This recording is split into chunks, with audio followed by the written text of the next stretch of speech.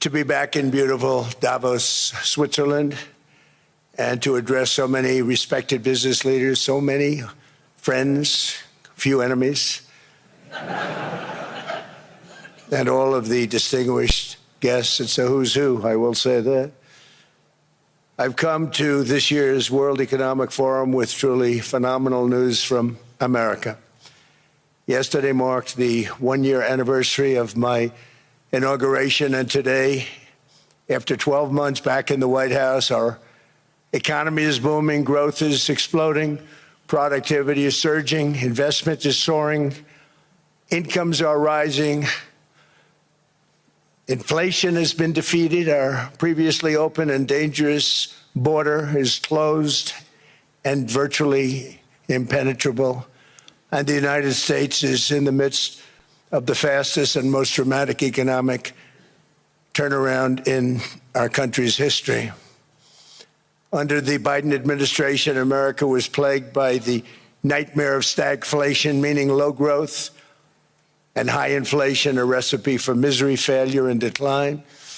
But now, after just 1 year of my policies, we are witnessing the exact opposite: virtually no inflation and extraordinarily high economic growth.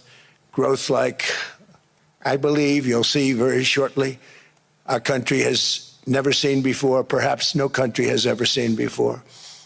Over the past 3 months, core inflation has been just 1.6%. Meanwhile, fourth quarter growth is projected to be 5.4%, far greater than anybody other than myself and a few others had predicted. Since the election, the stock market has set 52 all-time high records. So that's in 1 year, 52 records, adding $9 trillion in value to retirement accounts, 401ks, and people's savings. People are doing very well. They're very happy with me. Since my inauguration, we've lifted more than 1.2 million people off of food stamps, and after 4 years in which Biden secured less than $1 trillion of new investment in our country. Think of that, 1 trillion, substantially less than that. In 4 years, we've secured commitments for a record-breaking $18 trillion, and we think when the final numbers come out, they'll be closer to $20 trillion of investment. That's never been done by any country at any time, not even close. Just over 1 year ago, under the radical left Democrats, we were a dead country. Now we are the hottest country anywhere in the world. In fact, the United States economy is on pace to grow at double the rate that was projected by the IMF just last April. And with my growth and tariff policies, it should be much higher. I really believe we can be much higher than that. And this is all great news, and it's great for all nations. The USA is the economic engine on the planet, and when America booms, the entire world booms. It's been the history. When it goes bad, it goes bad. You all follow us down, and you follow us up, and we're at a point that I don't believe we've ever been. I never thought we could do it this quickly. My biggest surprise is I thought it would take more than a year, maybe like a year and 1 month. But it's happened very quickly. This afternoon, I want to discuss how we have achieved this economic miracle, how we intend to raise living standards for our citizens to levels never seen before, and perhaps how you too and the places where you come from can do much better by following what we're doing, because certain places in Europe are not even recognizable, frankly, anymore. They're not recognizable. And we can argue about it, but there's no argument. Friends come back from different places. I don't want to insult anybody, and say, I don't recognize it. And that's not in a positive way. That's in a very negative way. And I love Europe, and I want to see Europe go good, but it's not heading in the right direction. In recent decades, it became conventional wisdom in Washington and European capitals that the only way to grow a modern Western economy was through ever-increasing government spending, unchecked mass migration, and endless foreign imports. The consensus was that so-called dirty jobs and heavy industry should be sent elsewhere, that affordable energy should be replaced by the Green New Scam, and that countries could be propped up by importing new and entirely different populations from faraway lands. This was the path that sleepy Joe Biden administration and many other Western governments very foolishly followed, turning their backs on everything that makes nations rich and powerful and strong. And there's so much potential in so many nations. The result was record budget and trade deficits and a growing sovereign deficit driven by the largest wave of mass migration in human history. We've never seen anything like it. Quite frankly, many parts of our world are being destroyed before our very eyes, and the leaders don't even understand what's happening. And the ones that do understand aren't doing anything about it. Virtually all of the so-called experts predicted my plans to end this failed model would trigger a global recession and runaway inflation. But we have proven them wrong. It's actually just the opposite. In 1 year, our agenda has produced a transformation like America has not seen in over 100 years. Instead of closing down energy plants, we're opening them up.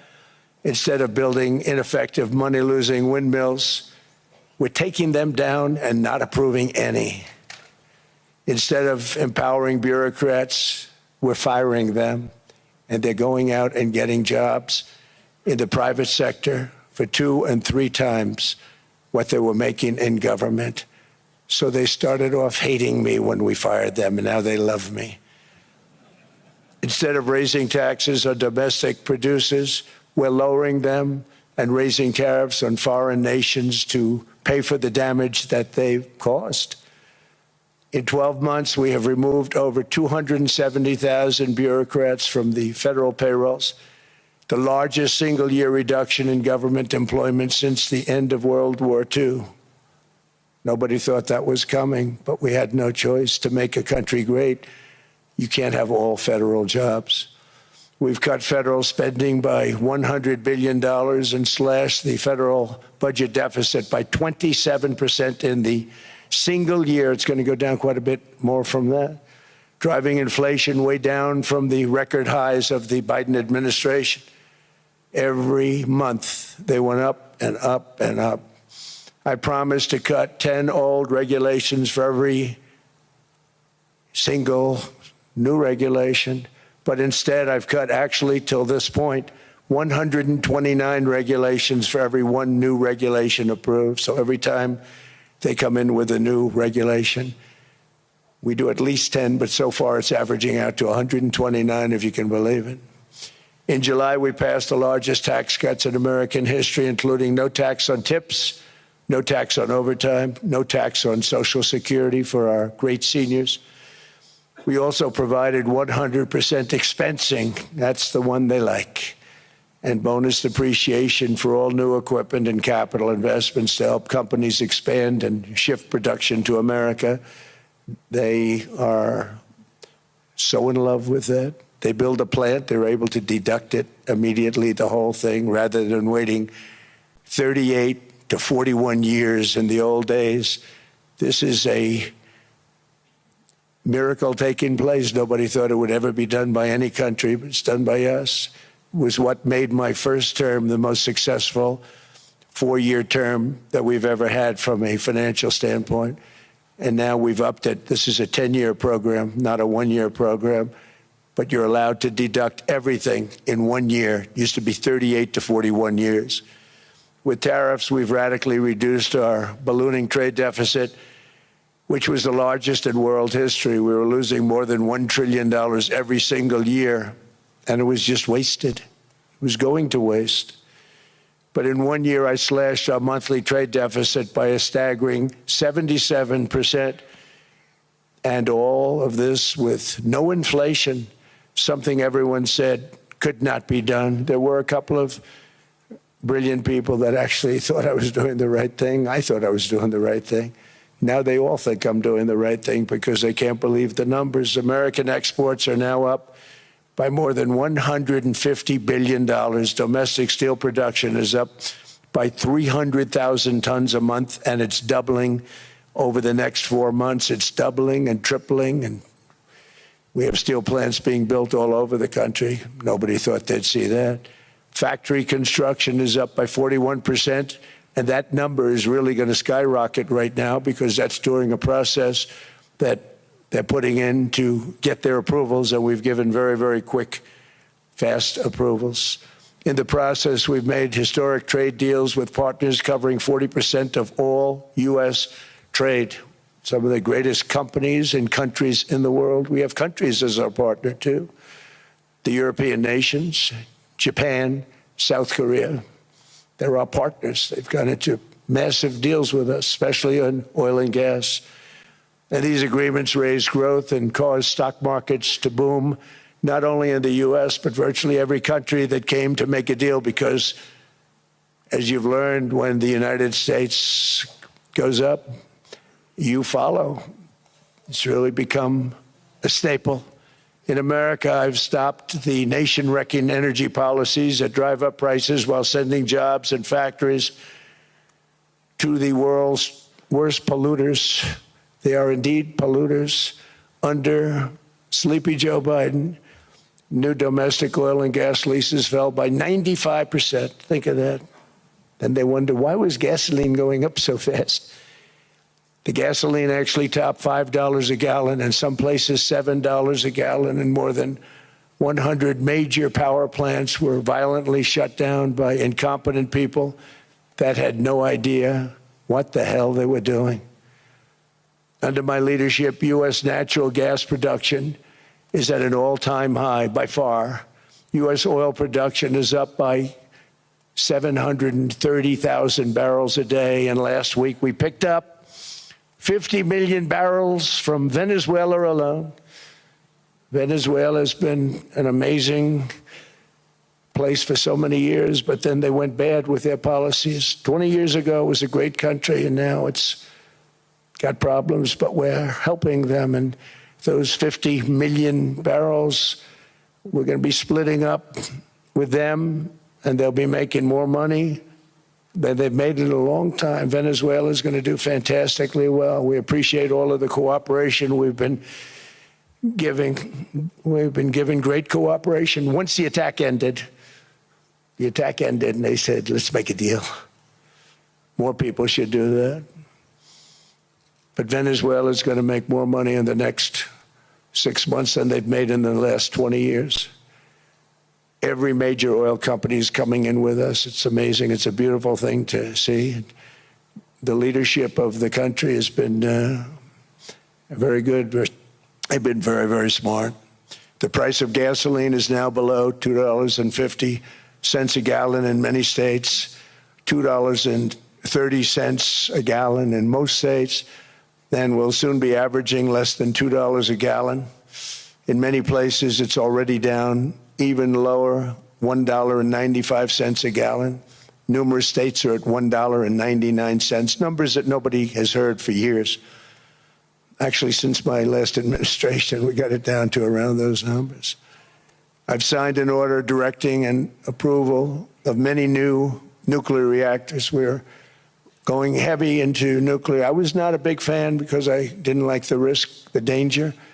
But they have the progress they've made with nuclear is unbelievable, and the safety progress they've made is incredible. We're very much into the world of nuclear energy, and we can have it now at good prices and very, very safe. And we're leading the world in AI by a lot. We're leading China by a lot. I think President Xi respects what we've done, in part because I've allowed these big companies building these massive buildings to build their own electric capacity. They're building their own power plants, which when added up is more than any country anywhere in the world is doing. I read recently an article in the Wall Street Journal that China's creating so much energy, and they are, I got to hand it to them, but we're creating as much or more, and we're letting them do that. I'm very proud of it. It was my idea. I said, you can't create this much energy. We needed more than double the energy currently in the country just to take care of the AI plants. And I said, we can't do that. We have an old grid system. And I came up with the idea, you know, you people are brilliant, you have a lot of money. Let's see what you can do. You can build your own electric generating plants. And they looked at me, they didn't believe me. All of the names that are, I think, in the room right now, if you want to know the truth, they didn't believe it. And I said, no, you can't. They came back 2 weeks and they didn't have the plant. They said, we thought you were kidding. I said, no, not only am I not kidding, you're going to have your approvals within 2 weeks. I always say nuclear will take 3 weeks. But most aren't going that. They're going oil and gas. They're even going coal in some cases. Because of my landslide election victory, the United States avoided the catastrophic energy collapse which befell every European nation that pursued the Green New Scam, perhaps the greatest hoax in history. The Green New Scam, windmills all over the place, destroy your land, destroy your land. Every time that goes around, you lose $1,000. You're supposed to make money with energy, not lose money. Here in Europe, we've seen the fate that the radical left tried to impose on America. They tried very hard. Germany now generates 22% less electricity than it did in 2017. And it's not the current chancellor's fault. He's solving the problem. He's going to do a great job. But what they did before he got there, I guess that's why he got there. And electricity prices are 64% higher. The United Kingdom produces just 1/3 of the total energy from all sources that it did in 1999. Think of that, 1/3. And they're sitting on top of the North Sea, one of the greatest reserves anywhere in the world, but they don't use it. And that's one reason why their energy has reached catastrophically low levels with equally high prices. High prices, very low levels. Think of that, 1/3. And you're sitting on top of the North Sea, and they like to say, well, you know, that's depleted. It's not depleted. It's got 500 years. They haven't even found the oil. The North Sea is incredible. They don't let anybody drill. Environmentally, they don't let them drill. They make it impossible for the oil companies to go. They take 92% of the revenues. So the oil companies say, we can't do it. They came to see me. Is there anything you can do? I want Europe to do great. I want UK to do great. They're sitting on one of the greatest energy sources in the world, and they don't use it. In fact, their electricity prices have soared 139%. There are windmills all over Europe. There are windmills all over the place, and they are losers. One thing I've noticed is that the more windmills a country has, the more money that country loses and the worse that country is doing. China makes almost all of the windmills, and yet I haven't been able to find any wind farms in China. Did you ever think of that? It's a good way of looking at it. They're smart. China is very smart. They make them, they sell them for a fortune. They sell them to the stupid people that buy them, but they don't use them themselves. They put up a couple of big wind farms, but they don't use them. They just put them up to show people what they could look like. They don't spin. They don't do anything. They use a thing called coal, mostly. But China goes with the coal. They go with oil and gas. They're starting to look at nuclear a little bit, and they're doing just fine. They make a fortune selling the windmills, though, and I think really that's one that they wouldn't be surprised if it stopped. They are shocked that it continues to go. They're very friendly with me. They're shocked that people continue to buy those damn things. They killed the birds. They ruin your landscapes. Other than that, I think they're fabulous, by the way. Stupid people buy them. The consequences of such destructive policies have been stark, including lower economic growth, lower standards of living, lower birth rates, more socially disruptive migration, more vulnerability to hostile foreign adversaries, and much, much smaller militaries. The United States cares greatly about the people of Europe. We really do. I mean, look, I am derived from Europe. Scotland and Germany, 100% Scotland, my mother, 100% German, my father. And we believe deeply in the bonds we share with Europe. as a civilization. I want to see it do great. That's why issues like energy, trade, immigration, and economic growth must be central concerns to anyone who wants to see a strong and united West, because Europe and those countries have to do their thing. They have to get out of the culture that they've created over the last 10 years. It's horrible what they're doing to themselves. They're destroying themselves. These beautiful, beautiful places. We want strong allies, not seriously weakened ones. We want Europe to be strong. Ultimately, these are matters of national security, and perhaps no current issue makes the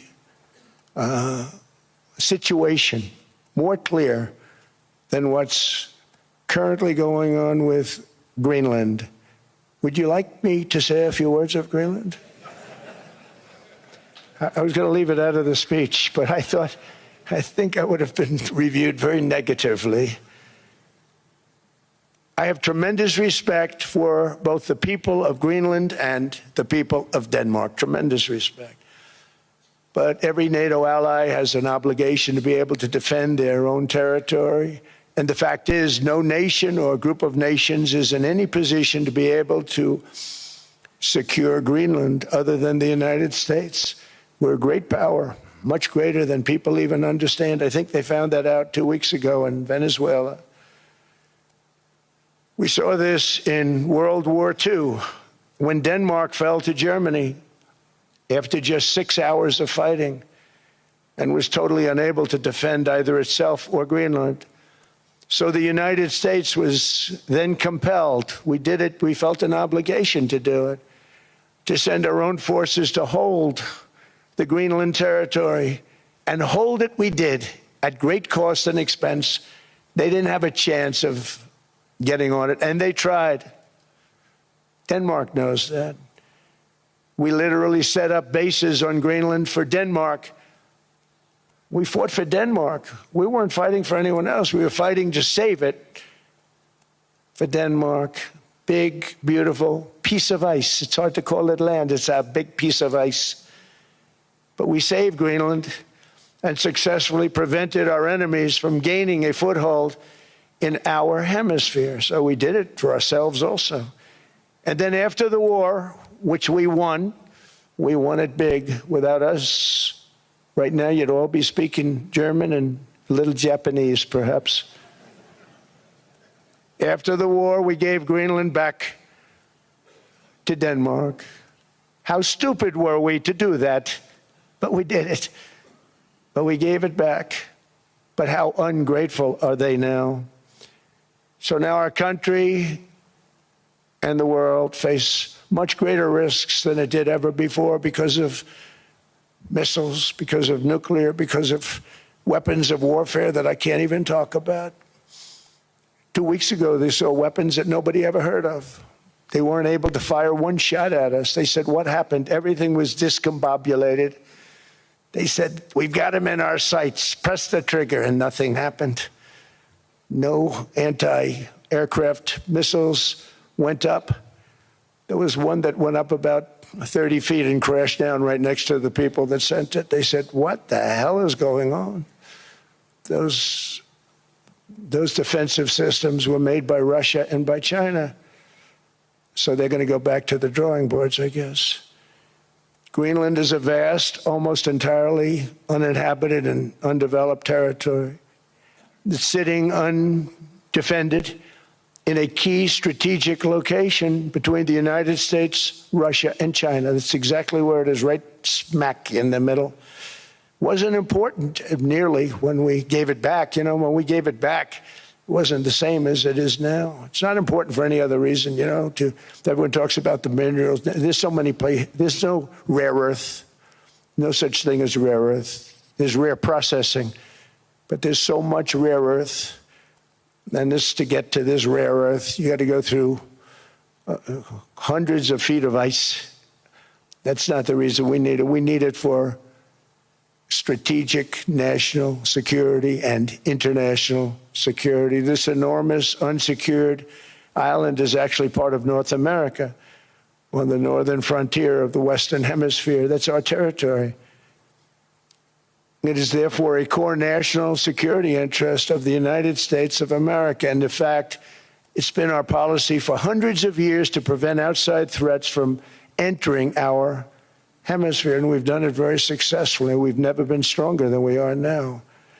That's why American presidents have sought to purchase Greenland for nearly 2 centuries. You know, for 2 centuries they've been trying to do it. They should have kept it after World War II, but they had a different president. That's all right. People think differently. Much more necessary now than it was at that time, however. In 2019, Denmark said that they would spend over $200 million to strengthen Greenland's defenses. But as you know, they spent less than 1% of that amount. 1%. There's no sign of Denmark there. And I say that with great respect for Denmark, whose people I love, whose leaders are very good. It's the United States alone that can protect this giant mass of land, this giant piece of ice, develop it and improve it and make it so that it's good for Europe and safe for Europe and good for us. And that's the reason I'm seeking immediate negotiations to once again discuss the acquisition of Greenland by the United States, just as we have acquired many other territories throughout our history, as many of the European nations have. They've acquired, there's nothing wrong with it. Many of them, some went in reverse, actually, if you look. Some had great, vast wealth, great, vast lands all over the world. They went in reverse. They're stuck back where they started. That happens too. But some grow.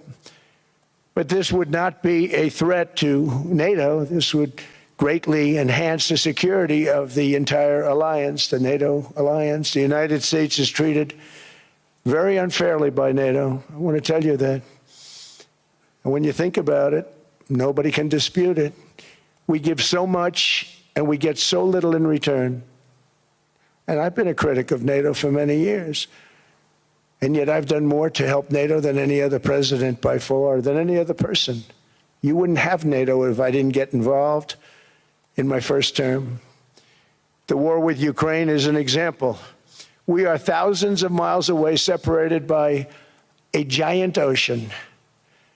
It's a war that should have never started, and it wouldn't have started if the 2020 U.S. presidential election weren't rigged. It was a rigged election. Everybody now knows that. They found out. People will soon be prosecuted for what they did. It's probably breaking news, but it should be. It was a rigged election. You can't have rigged elections. You need strong borders, strong elections, and ideally a good press. I always say it. Strong borders, strong elections, free, fair elections, and a fair media. The media is terrible. It's very crooked. It's very biased, terrible. But someday it'll straighten out because it's losing all credibility. Think of it. When I went in a landslide, a giant landslide, won all 7 swing states, won the popular vote, won everything, and I only get negative press. That means that it has no credibility. And if they're going to get credibility, they're going to have to be fair. So you need a fair press. But you also need those other elements. And I inherited a terrible, terrible situation. If you look, the border was open. The inflation was raging. Everything was bad with the United States when I came into office. But I also inherited a mess with Ukraine and Russia, something that would have never happened. And I know Putin very well. He and I would discuss Ukraine. It was the apple of his eye, but he wasn't going to do anything. I said, Vladimir, you're not doing it. He would never have done it. It was terrible what happened. I could see it happening, too. After I left, I could see it happening. Biden had given Ukraine and NATO $350 billion, a staggering sum, $350 billion. I came in, and just like the southern border, just like inflation, just like our economy, I said, wow, this place is in trouble, meaning our country. All of these things were out of control. But the border was out of control. We fixed it with the strongest border anywhere in the world. And I've now been working on this war for 1 year, during which time I settled 8 other wars. India, Pakistan, I settled other wars that were Vladimir Putin called me, Armenia, Azerbaijan, He said, I can't believe you settled that one. They were going on for 35 years. I settled it in one day. And President Putin called me. He said, you know, I can't believe I've worked on that war for 10 years trying to settle it. I couldn't do it. I said, do me a favor, focus on settling your war. Don't worry about that one. What does the United States get out of all of this work, all of this money, other than death, destruction, and massive amounts of cash going to people who don't appreciate what we do? They don't appreciate what we do. I'm talking about NATO, I'm talking about Europe. They have to work on Ukraine. We don't. The United States is very far away. We have a big, beautiful ocean separating us. We have nothing to do with it. Until I came along, NATO was only supposed to pay 2% of GDP, but they weren't paying. Most of the countries weren't paying anything. The United States was paying for virtually 100% of NATO. And I got that stopped. I said, that's not fair. But then, more importantly, I got NATO to pay 5%, and now they were paying, and now they are paying. So something nobody said was possible. They said, we will never go up higher than 2%. But they went to 5%, and now they're paying the 5. They didn't pay the 2, and now they're paying the 5. And they're stronger for it, and they have an excellent, by the way, Secretary General, who's possibly in the room. Mark, are you here? Yes, he's here. Hello, Mark. We never asked for anything, and we never got anything. We probably won't get anything unless I decide to use excessive strength and force, where we would be, frankly, unstoppable. But I won't do that. Okay? Now everyone's saying, oh, good. That's probably the biggest statement I made, because people thought I would use force. I don't have to use force. I don't want to use force. I won't use force. All the United States is asking for is a place called Greenland, where we already had it as a trustee, but respectfully returned it back to Denmark not long ago after we defeated the Germans, the Japanese, the Italians, and others in World War II. We gave it back to them. We were a powerful force then, but we are a much more powerful force now, after I rebuilt the military in my first term and continue to do so today. We have a budget of $1.5 trillion. We're bringing back battleships. The battleship is 100 times more powerful than the great battleships you saw in World War II, those great, big, gorgeous ships, the Missouri, the Iowa, the Alabama. Because I thought maybe we could take them out of mothballs. They said, no, sir, these ships are 100, think of that, 100 times more powerful than those big, magnificent pieces of art that you saw so many times ago, that you still see on television. You say, wow, what a force. 100 times, each ship 100 times more powerful than the big battleships of the past. So that was the end of the mothball story. So what we have gotten out of NATO is nothing except to protect Europe from the Soviet Union and now Russia. I mean, we've helped them for so many years. We've never gotten anything, except we pay for NATO. And we paid for many years until I came along. We paid for, in my opinion, 100% of NATO because they weren't paying their bills. And all we're asking for is to get Greenland, including right title and ownership, because you need the ownership to defend it. You can't defend it on a lease. Number one, legally it's not defensible that way, totally. And number two, psychologically, who the hell wants to defend a license agreement or a lease, which is a large piece of ice in the middle of the ocean where if there is a war, much of the action will take place on that piece of ice. Think of it. Those missiles would be flying right over the center of that piece of ice. All we want from Denmark for national and international security and to keep our very energetic and dangerous potential enemies at bay is this land on which we're going to build the greatest golden dome ever built. We're building a golden dome that's going to, just by its very nature, going to be defending Canada. Canada gets a lot of freebies from us, by the way. They should be grateful also, but they're not. I watched your Prime Minister yesterday. He wasn't so grateful.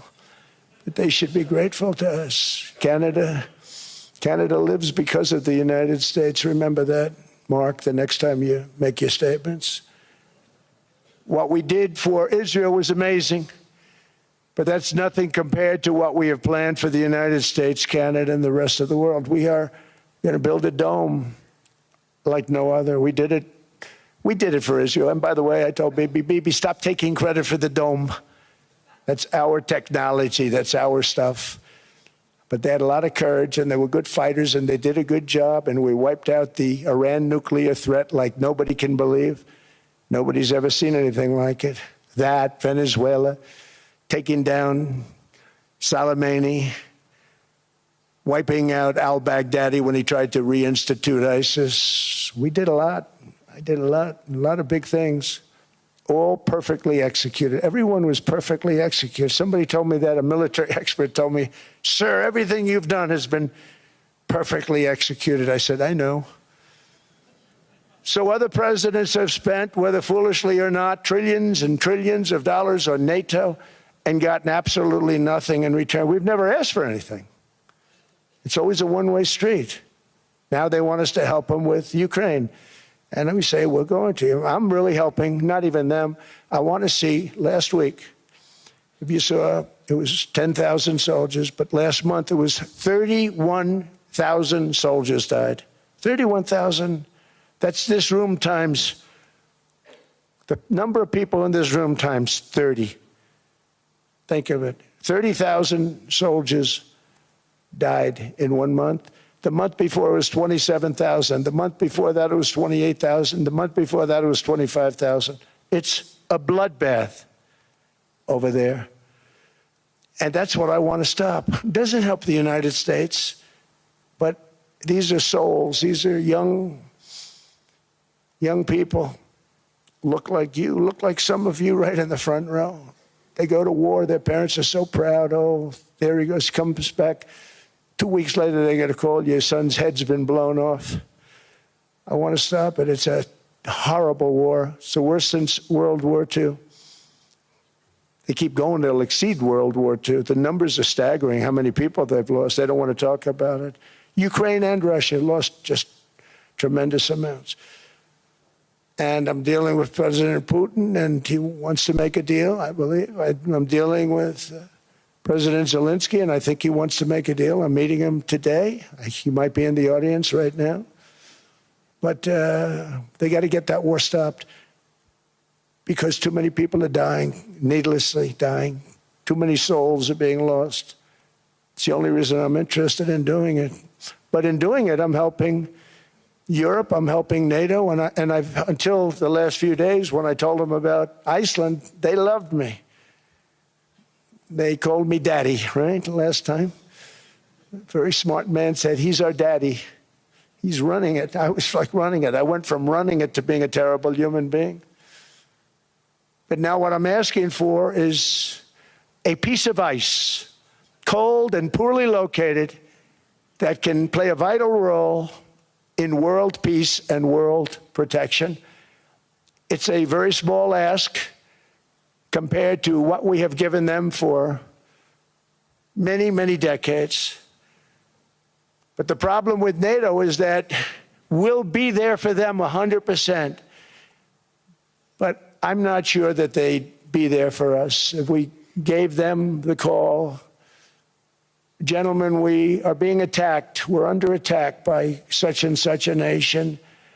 I know them all very well. I'm not sure that they'd be there. I know we'd be there for them. I don't know that they'd be there for us. So with all of the money we expend, with all of the blood, sweat, and tears, I don't know that they'd be there for us. They're not there for us on Iceland, that I can tell you. I mean, our stock market took the first dip yesterday because of Iceland. So Iceland's already cost us a lot of money. But that dip is peanuts compared to what it's gone up. And we have an unbelievable future in that stock. That stock market is going to be doubled. We're going to hit 50,000, and that stock market's going to double in a relatively short period of time. because of everything that's happening. But this is a good example. After giving NATO and European nations trillions and trillions of dollars in defense, they buy our weapons. We make the greatest weapons in the world, but now we're going to make them faster, much faster. You saw that. I put a cap on the salaries. Then I put no buybacks, no stock buybacks, no various other things that they were doing. I mean, they were making $50 million, but it would take them 3 years to give you a Patriot missile. I said, that's not good. My chauffeur can do a better job than that, and he makes slightly less than 50. They make big salaries. If they're going to make those big salaries, they're going to have to produce a lot faster. The good news is we have the greatest equipment in the world. Now we're going to start making it a lot faster. They're going to build additional plants. And all of the money that goes into stock buybacks is going to go into building plants. We're not allowing stock buybacks by defense companies any longer. They're going to build new plants to make Tomahawks, Patriots. We have the best equipment, F-35s, F-47, the new one just coming out. They say it's the most devastating plane, fighter jet ever. Who knows? They called it 47. If I don't like it, I'm going to take the 47 off it. I wonder why they called it 47. We'll have to think about that. But if I don't like it, I'm going to take that 47 off. But it's supposed to be the stage 6. It's supposed to be the first stage 6 plane, undetectable, like our B-2 bombers were undetectable. They flew right over Iran. They were undetectable. And they did their job, and they got the hell out of there. So we want a piece of ice for world protection, and they won't give it. We've never asked for anything else, and we could have kept that piece of land, and we didn't. So they have a choice. You can say yes, and we will be very appreciative, or you can say no, and we will remember.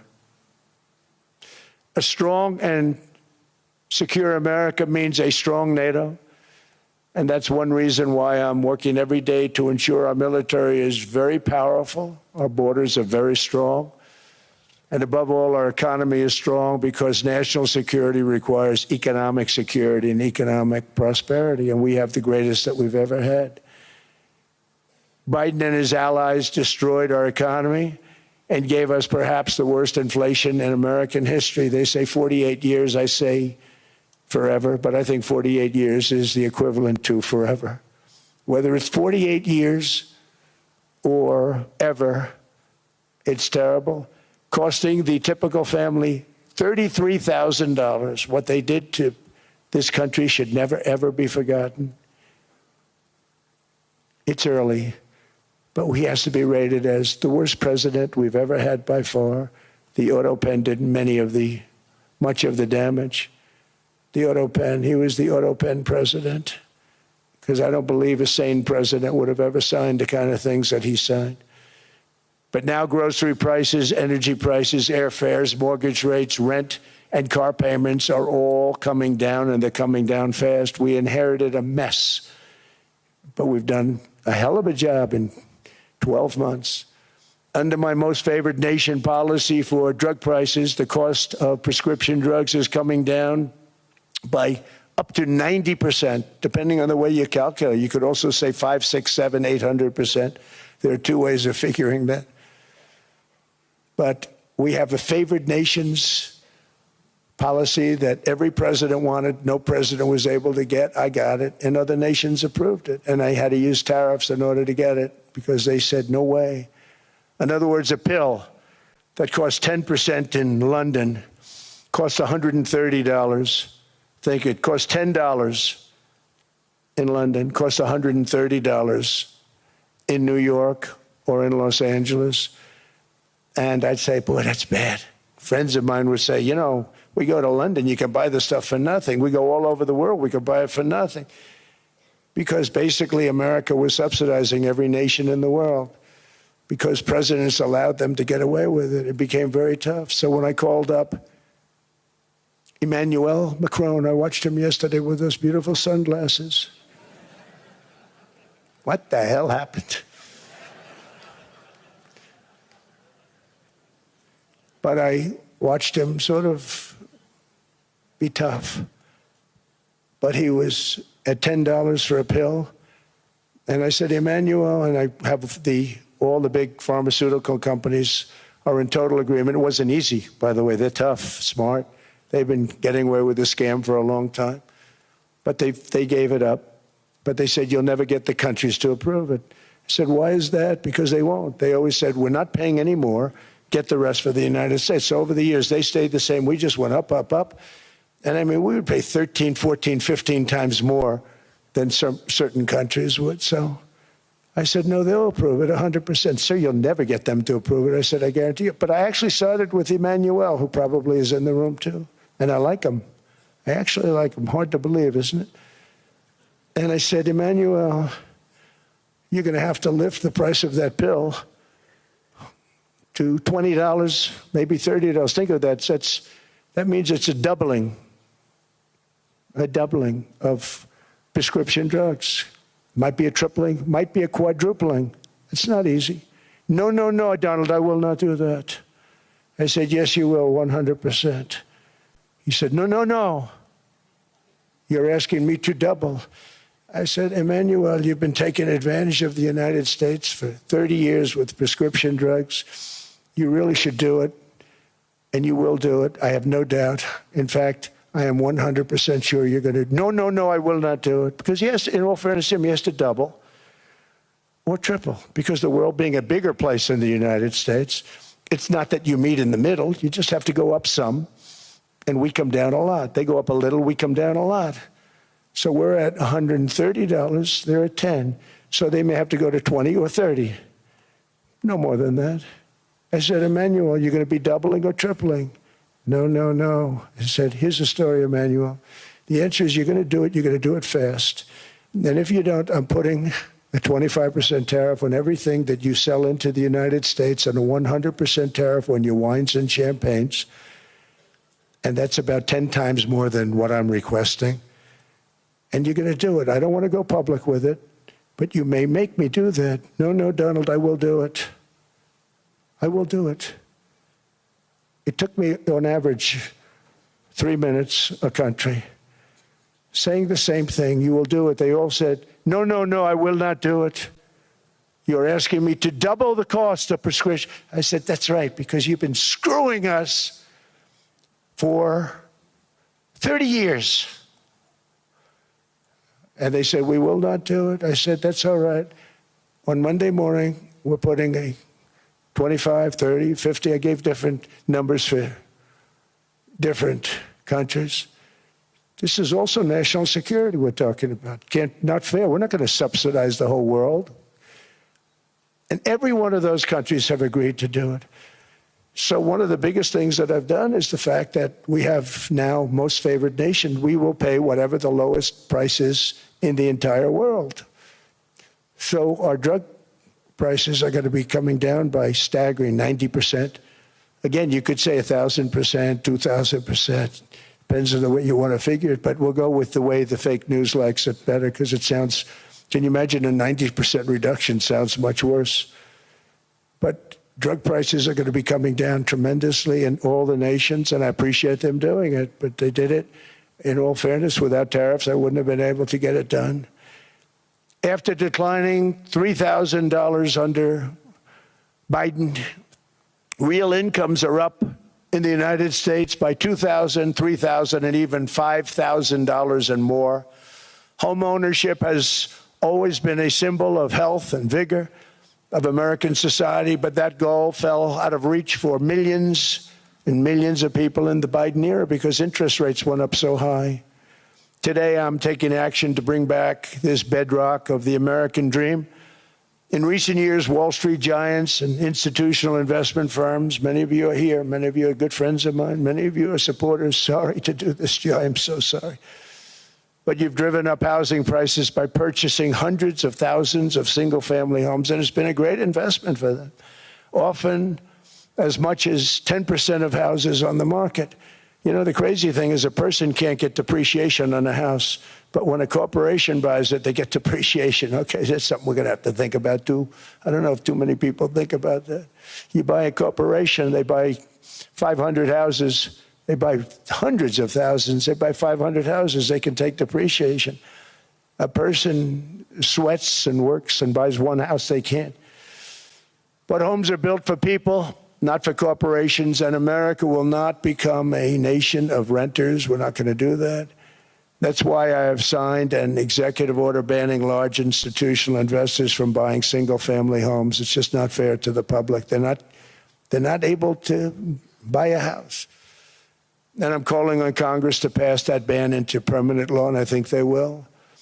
One of the biggest barriers to saving for a down payment has been surging credit card debt. The profit margin for credit card companies now exceeds 50%, one of the biggest. And they charge Americans interest rates of 28%, 30%, 31%, 32%. Whatever happened to usury? So to help our citizens recover from the Biden disaster, all caused by this horrible precedent, I'm asking Congress to cap credit card interest rates at 10% for 1 year. And this will help millions of Americans save for a home. They have no idea they're paying 28%. They go out there a little late in their payment and they end up losing their house. It's terrible. To unleash innovation and savings and financing, I'm also working to ensure America remains the crypto capital of the world. And to that end, last year, I signed the landmark Genius Act into law. Now Congress is working very hard on crypto market structure legislation, Bitcoin, all of them, which I hope to sign very soon, unlocking new pathways for Americans to reach financial freedom. And I did it for two reasons. Number one, I thought it was politically good, and it was. I got tremendous political support. But more importantly, China wanted that market too. It's just like they want the AI. And we've got that market, I think, pretty well locked up. If I didn't do it, Biden was totally against it until before the election, when they realized that, there were millions of people voting against him over crypto. And all of a sudden, they loved it very much, but it was too late. They blew it. But it is politically popular, but it's much more importantly, we have to make it so that China doesn't get the hold of it. And once they have that hold, we're not going to be able to get it back. So I'm honored to have done it. Finally, I've instructed government-backed institutions to purchase up to $200 billion in mortgage bonds to bring down interest rates. And I'll be announcing a new Fed chairman in the not-too-distant future. I think he'll do a very good job. See, I gave away some of it. He did give that away. So we have something, got something, but somebody that's very respected.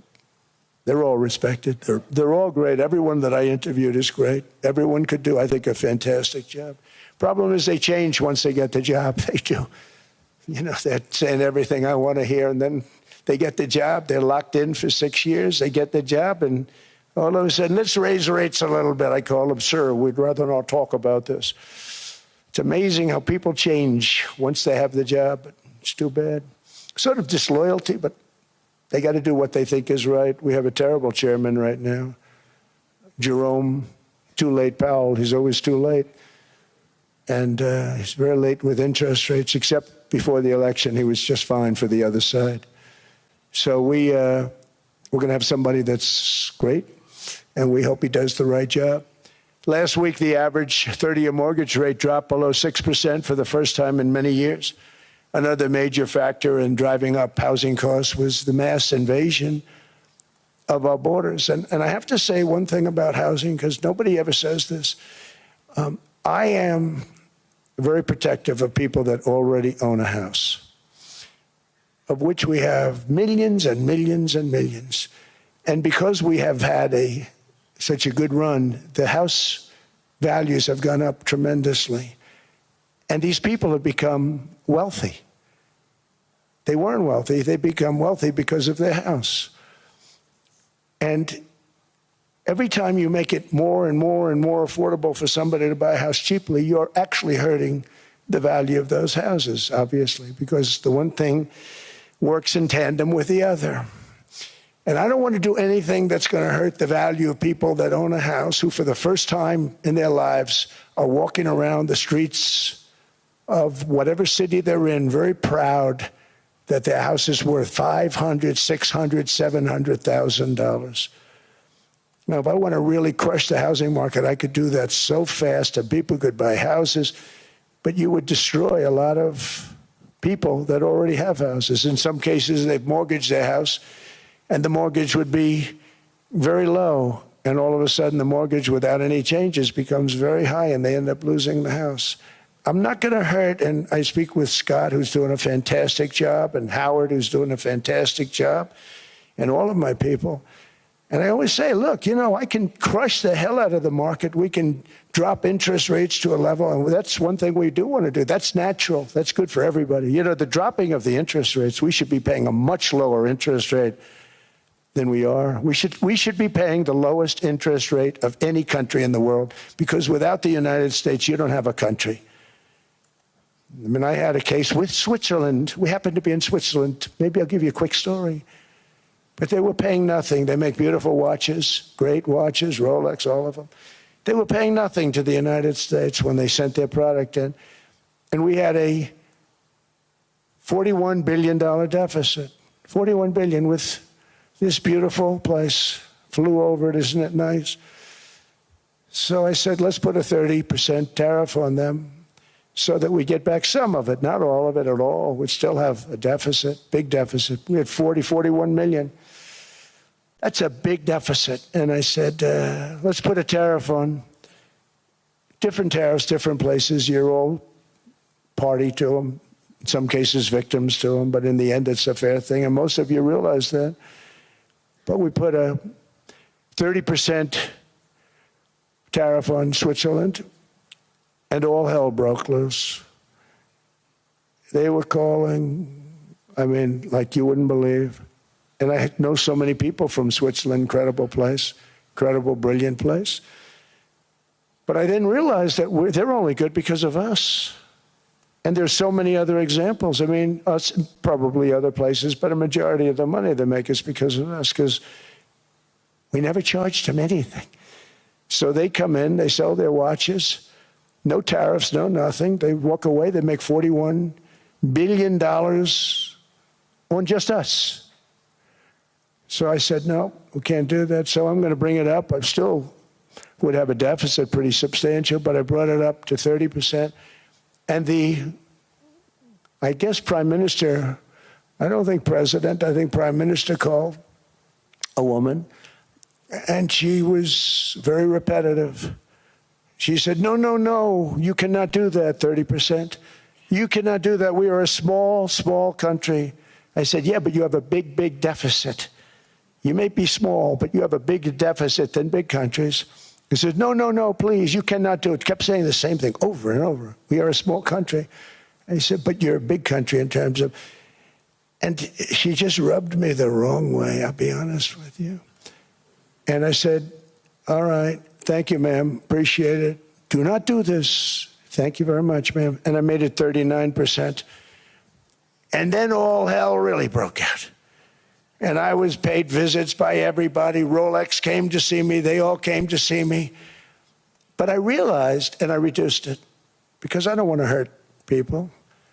I don't want to hurt them. And we brought it down to a, lower level. Doesn't mean it's not going up, but we brought it down to a lower level. But they pay now, tariff. But I realized that we have many places like that where they're making a fortune because of the United States. Without the United States, they wouldn't be making anything. Think of it. Switzerland made $41 billion on us. And as she said, it's a small place. And I realized with that, I don't know, it was so, because she was so aggressive. And I realized in that conversation that the United States is keeping the whole world afloat. Many places, I could give you 6, 7 places just in the people in this little area. I know every one of them. They're looking down. They don't want to see me. They don't want to stare me in the eyes. But they're taking advantage of, everybody took advantage of the United States. But I've been very fair, and I gave them a tariff, and it was fine. But I realized that without us, it's not Switzerland anymore. Without us, it's not any of the countries that are represented here. And we want to work with the countries. We want to work with them. We're not looking to destroy them. I could have said 39, 40%. I could have said I want a 70% tariff, then we make money with Switzerland. But Switzerland would have been probably destroyed, financially destroyed. I don't want to do that. But we should be paying the lowest interest rate of everybody. I hope Scott's listening to this, because we should be paying the lowest interest rate of everybody. Without us, most of the countries don't even work. And then you have the protection factor. Without our military, which is the greatest in the world by far, without our military, you have threats that you wouldn't believe.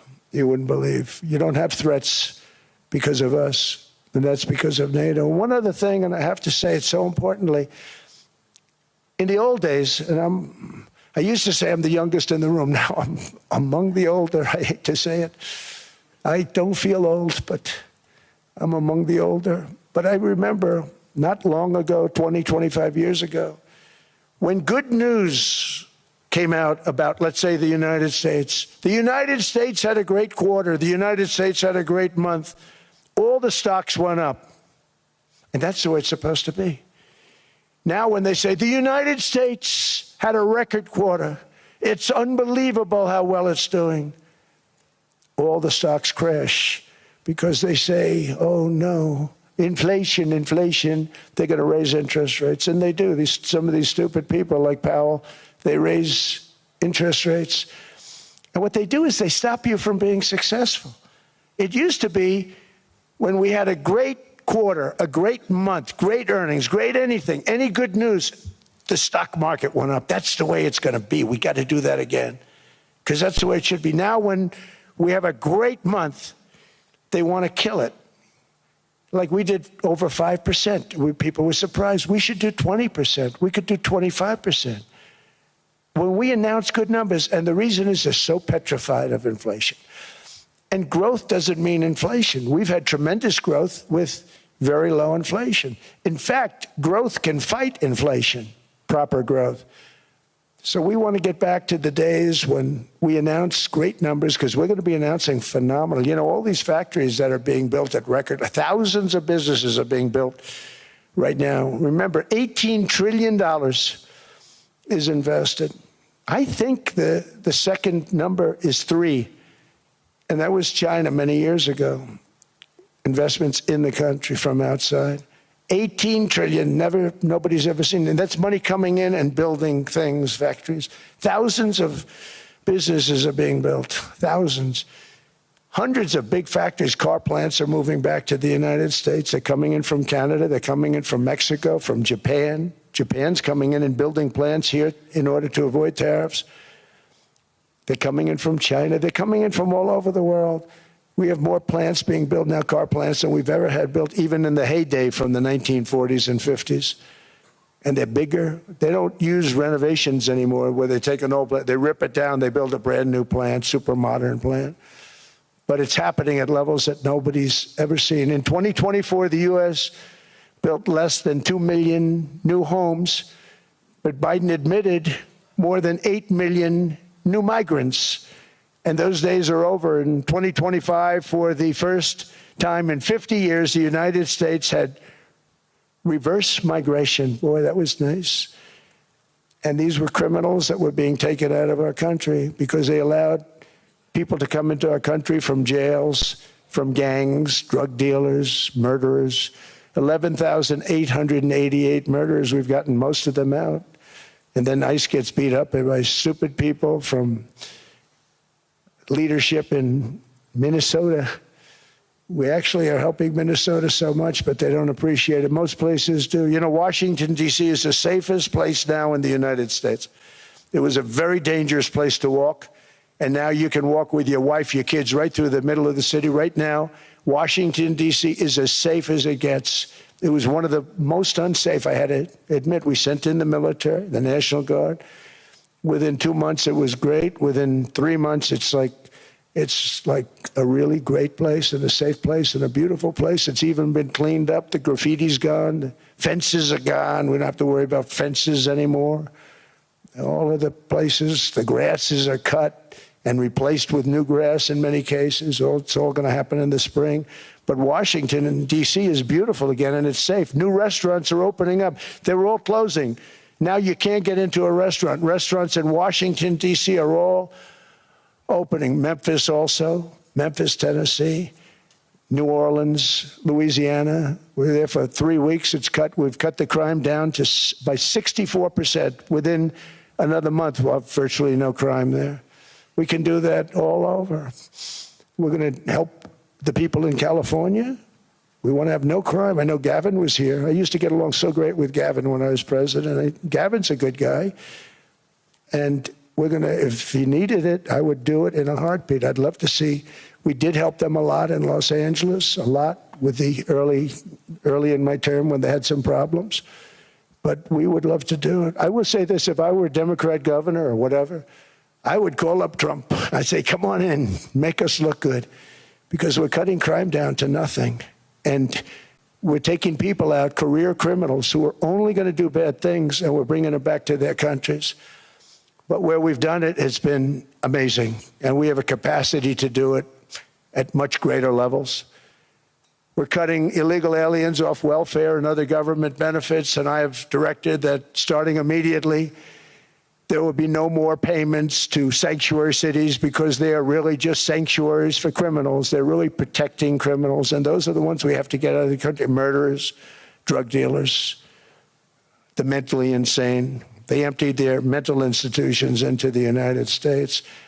And despite that, we have the lowest crime numbers that we've ever had in the history of the country. Just came out. But equally importantly, we're cracking down on more than $19 billion in fraud that was stolen by Somalian bandits. Can you believe that Somalia? They turned out to be higher IQ than we thought. I always say these are low IQ people. How did they go into Minnesota and steal all that money? And we have, they're pirates, they're good pirates, right? But we shoot them out of the water just like we shoot the drug boats out. They're not pirating too many boats lately, do you notice? When they go out into those boats, they want to take over $1.5 billion tanker loaded up with oil. And they say, we're going to blow up your boat. They have powerful weapons. You hit the side of the boat, you blow the whole thing up. The insurance companies are petrified. So they say, just give them the boat. We'll give them money instead. And I don't do that. We blow them right the hell out of the water. We see them going out, we blow them out of the water. We don't have any pirates so much anymore. If we do, they won't be there long. We've cut down with the hitting of the boats that are loaded up with drugs, including submarines. Can you believe they actually buy small, they call mini subs, very fast. They're meant for drugs. We've knocked out 2 of them. The Democrats say they were fishing. You have ruined somebody's fishing weekend, I would say. A submarine is not a fishing boat. You don't fish. But we've knocked down drugs by water, the oceans, the sea, by 97.2%. Think of that. And I actually say, who the hell are the 3%? Because I would not want to be piloting one of those boats. We knocked them down, and now we're going to start on land. We're going to knock it all out.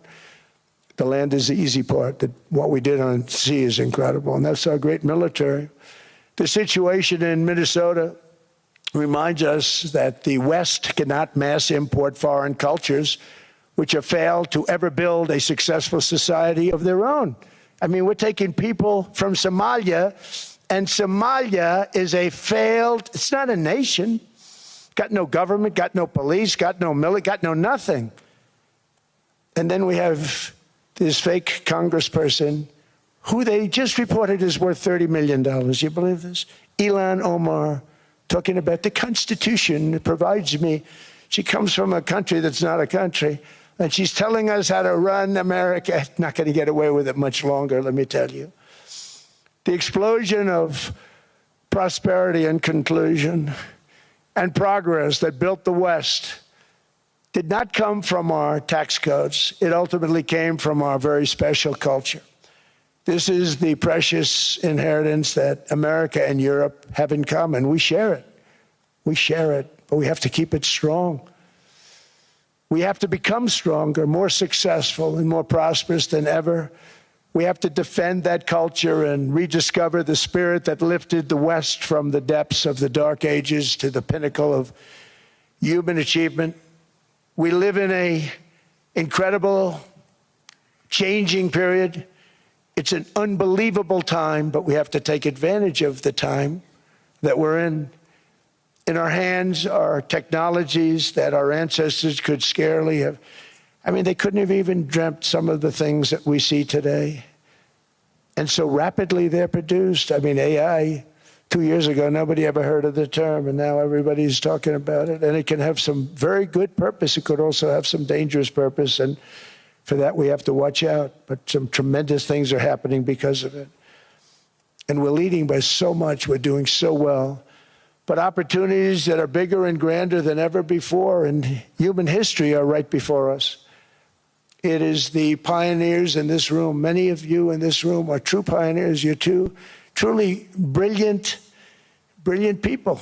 Just your ability to get a ticket is brilliant because you have about 50 people for every seat. I don't know what, that's Larry. Everything Larry touches turns to gold. He made this very successful. But you're in this room, and some of you are the greatest leaders anywhere in the world. You're the greatest brains anywhere in the world. And the future is unlimited, and to a large part because of you, and we have to protect you, and we have to cherish you. I always say we have to cherish our brilliant people because there aren't many of them. So together with confidence, boldness, and persistence, let us lift up our people, grow our economies, defend our shared destiny, and build a future for our citizens that is more ambitious, more exciting, more inspiring, and greater than the world has ever seen. We're in a position to do things that nobody else has ever even thought of before.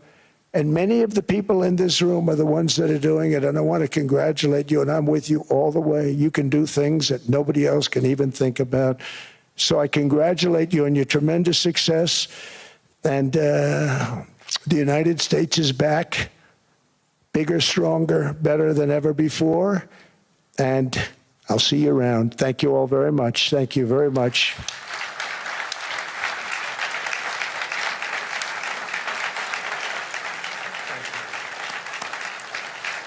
Thank you.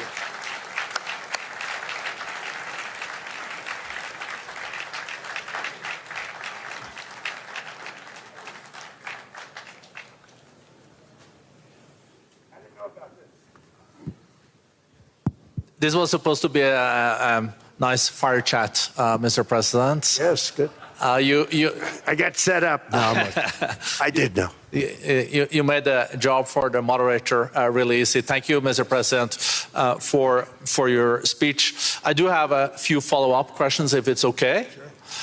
I don't think I should start with Greenland, maybe. I'll start with the economy. The U.S. economy is doing really well. But how to sustain this growth moving forward? Because there's always a recession looming around the corner. Well, you know, the one thing about economies and recessions is sometimes you get hit unexpectedly and there's nothing you can do about it. All brilliant people, but there's nothing. One example was COVID. We had an economy going at levels like nobody had ever seen my first 2.5, 3 years. And then I heard the word pandemic, not COVID. They came up with that name over a period of time. We won't get into that.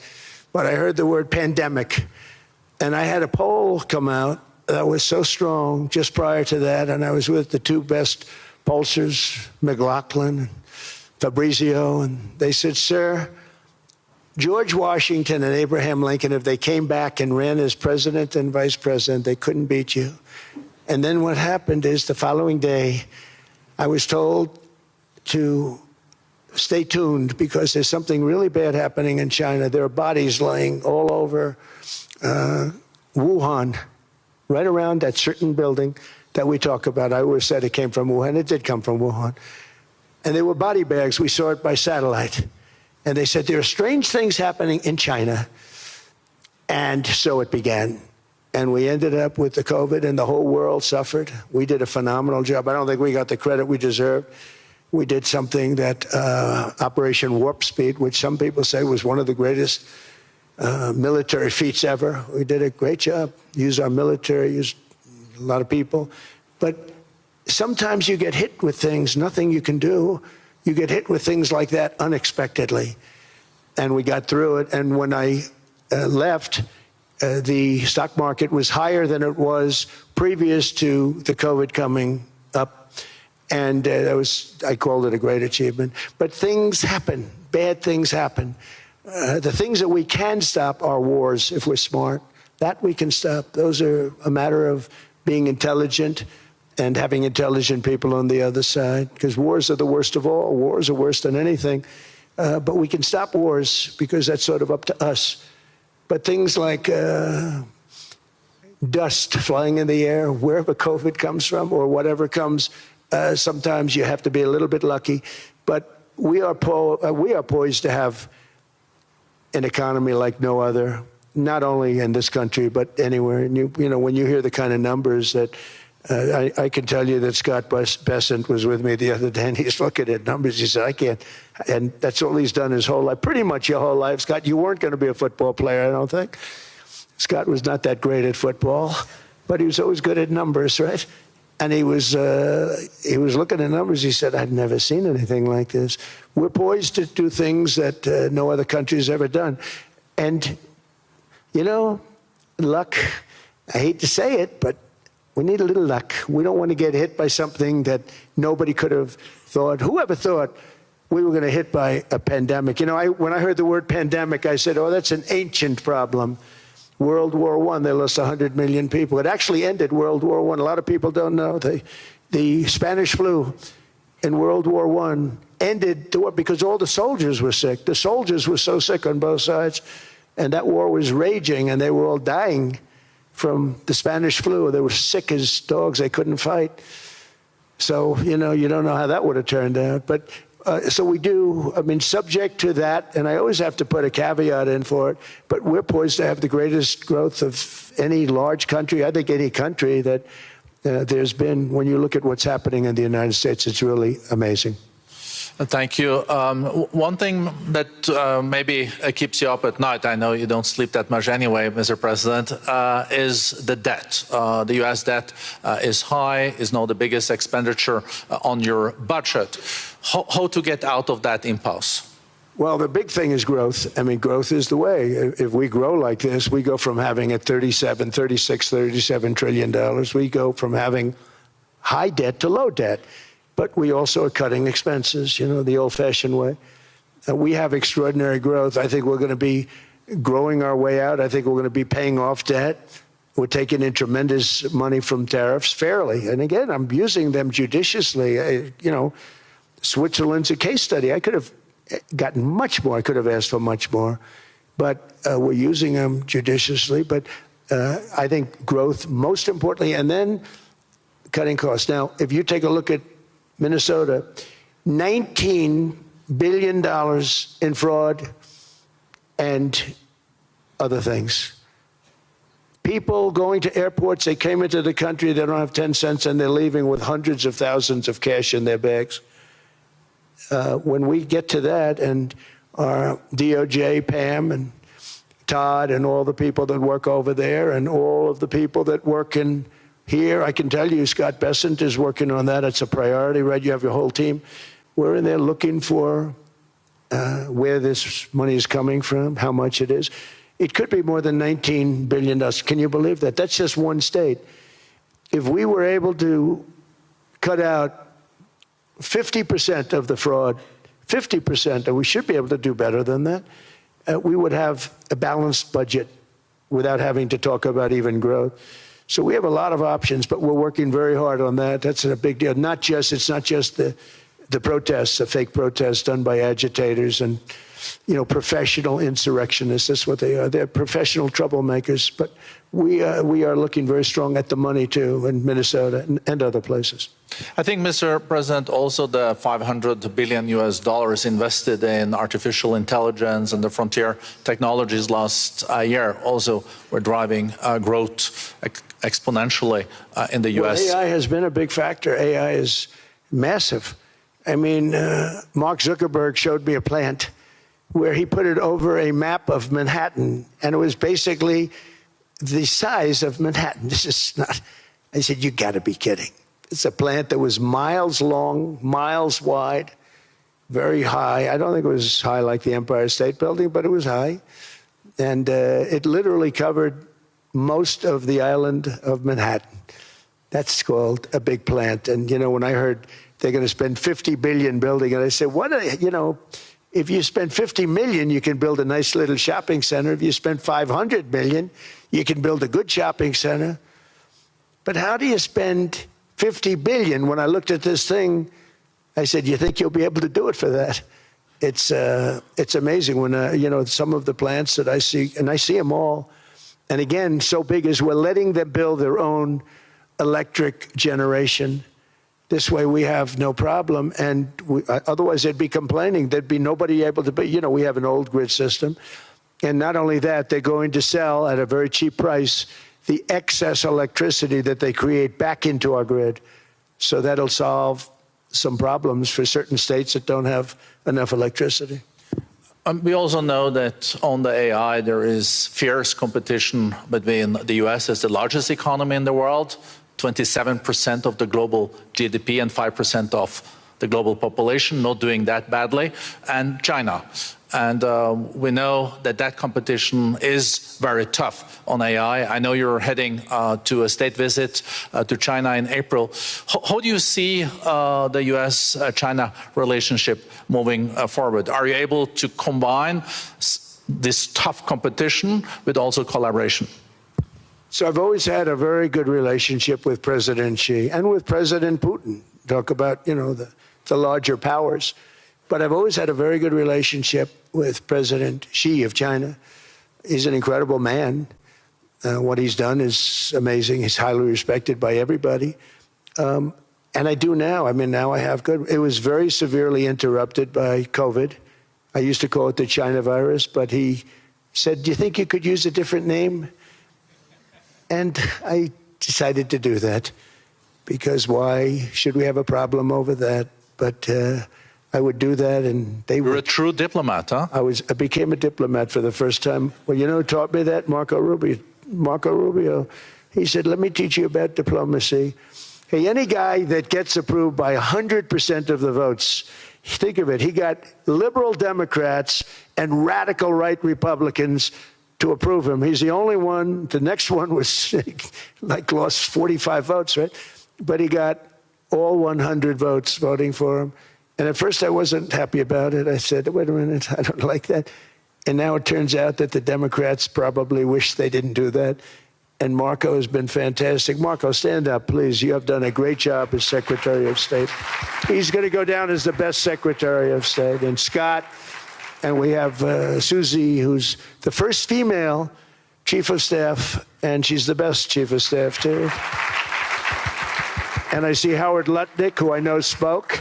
And Howard's fantastic. Some of the deals we're doing are great. And I want to pay particular attention because we have Chris. And Chris, you got up and spoke, I think. He's the #1 oil man in the world because I was going to put Doug Burgum, who's fantastic. I don't know if Doug's here. Is Doug here? Doug Burgum is fantastic. He said, sir, there's one man better than me. And he introduced me to Chris. And he turns out to be. So we're drilling more oil and gas now than we ever have by almost double. Is that right, Chris? And on top of it, we get a lot coming out of Venezuela. So anyway, so we're doing great. The country is just doing great. We have great people. Thank you. And I see other people. We have Steve Witkoff. We have Jared.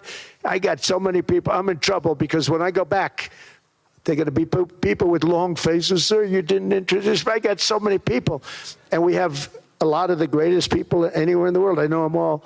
So I won't continue because we'd be here all day. Thank you, Mr. President. We also know that you're a deal maker, and then maybe coming back to Greenland and Ukraine. What kind of deal in the end do you see between the U.S. And Denmark? Because, you know, I guess you see it now as a negotiation going on, or? Well, it's costing Denmark hundreds of millions a year to run it. And Denmark's a small country and wonderful people. But, you know, it's very expensive. It's a very big piece of ice. And it's very important. I mean, I don't want to repeat the speech, but it's very important that we use that for national and international security. That can create a power that will make it impossible for the bad guys to do anything against the perceived good ones. And it's a great block for Europe, just like, Denmark was supposed to spend hundreds of millions of dollars. They didn't spend the money. They didn't spend anything almost. And we'll see what happens. I just say this. NATO has treated the United States of America very unfairly. We never asked for anything. We never got anything. We actually took care of the needs of NATO for years and years, which I felt was always unfair. So I got NATO to pay because they're rich countries. But I think it's time that NATO step up. We're helping them with Ukraine. Without us, I think Putin would have gone all the way. I think we have it. I think that could have been a World War III, if you want to know the truth. If Kamala was elected, or Joe, any one of those, those thinkers, I think you could have ended up in World War III. And I will say Steve Witkoff has been dealing incredibly with, but we're not going to have World War III. We want to get it stopped, but we're not going to have World War III. I think if I wasn't elected, I think that could have evolved into World War III. It was a very, very bad situation, and it still is, but it's not that kind of bad. It's bad because so many young people are being killed. How close do you think there is on an agreement on Ukraine? I had the pleasure of speaking with Steve Witkoff and Jared Kushner yesterday. I know they're working hard on it. I know that they're also traveling now. Do you see this very close or still? Well, I hate to say it. I thought that was going to be so. I settled 8 wars plus. And I thought that was going to be one of my easier ones. Not the easiest. Some I settled in a matter of hours because I'm good at that stuff. The United Nations should be doing this. I shouldn't be doing it, but it doesn't matter. It's got to get done, saving a lot of lives. We're saving millions of lives. With Ukraine, Russia, there's tremendous hatred between President Zelensky and President Putin. That's not good. That's not good for settlements. We know from dealing. There's abnormal hatred. With that being said, I think Russia wants to make a deal. I think Ukraine wants to make a deal. And we're going to try getting a deal done. I think, Steve, I can say that we're reasonably close. Now, what happens is oftentimes we'll have a deal with Russia. Russia's set, and President Zelensky will not do it. You saw that when he was in the Oval Office. I was not happy. And then we'll have President Zelensky wants to make a deal, and Putin doesn't want to make the deal. It's a very difficult balance, and it's big time, and it is, to use a word, it's a bloodbath. It's horrible what's happening. It's a drone war. The drones are killing, thousands of people a week, thousands. We have to get it stopped. So I believe they're at a point now. I'm going to meet with President Zelensky later today. I believe they're at a point now where they can come together and get a deal done. And if they don't, they're stupid. That goes for both of them. And I know they're not stupid. But if they don't get this done, they are stupid. So I don't want to insult anyone, but you got to get this deal done. Too many people are dying. It's not worth it.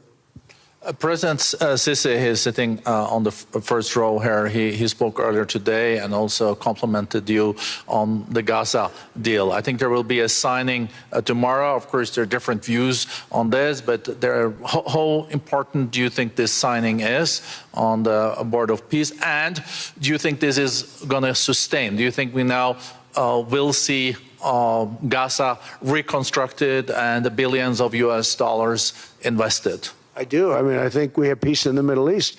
There are some little situations like Hamas, and Hamas has agreed to give up their weapons. Now, they were born with a weapon in their hand, so it's not easy to do. When they were born with a rifle in their hand. It's not an easy thing for them, but that's what they agreed to. They've got to do it. And we're going to know, Jared, over the next 2 or 3 days, certainly over the next 3 weeks, whether or not they're going to do it. If they don't do it, they'll be blown away very quickly. They'll be blown away. We have 59 countries that are part of that whole peace deal. And some of those countries aren't even they're near the Middle East, but they're not in the Middle East traditionally. And they want to come in and take out Hamas. They want to come in. They want to do whatever they can. There's a problem with Hezbollah in Lebanon. And we'll see what happens there, but that's a problem. But there are these little flames, but there's peace in the Middle East. Now, had we not gone in and knocked out with those big, beautiful, we just ordered 25 brand new ones, the latest and the greatest, the B-2 bomber. Think of them, they went in there at 2 o'clock in the morning with no moon, no light, no nothing, and every single one of those massive bombs hit its target, 100,000-pound bombs hit its target, every one of them. And then on top of it, from a submarine 300 miles away, we hit the sites with tomahawks, which is an unbelievable weapon. So, you know, we did our job. If we didn't do that, you would have never had peace in the Middle East. And the countries like Saudi Arabia, UAE, and Qatar could never have, and others could never have signed anything because you would have had this dark cloud, and the dark cloud was Iran with nuclear. Iran would, if we didn't take them out, they would have had a nuclear weapon within 2 months. They were very close to having the nuclear weapon, and we hit them hard. And it was a total obliteration. If they may try again, but they're going to have to try from a different area because that area was obliterated. Incredible thing we did, and because we did that, we were able to make peace. If we didn't do that, I would say, Jared and Steve, if we didn't do that, there was no chance of making peace because the countries I just named and other countries could have never signed off. They were afraid. They were afraid. We had a bully. The bully was Iran, the bully of the Middle East. They used to call it for years. They were the bully of the Middle East. They're not the bully of the Middle East anymore.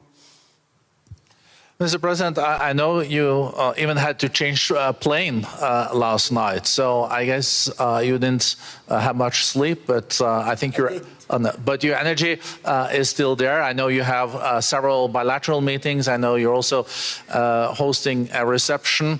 So thank you so much for coming back to Davos. Thank you so much. It's highly appreciated. Well, thank you very much. Thank you, everybody, very much. Thank you.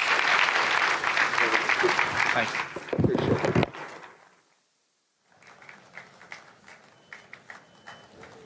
Sir, would you consider a unilateral takeover? USA won't use force, but how the other means? If they say no.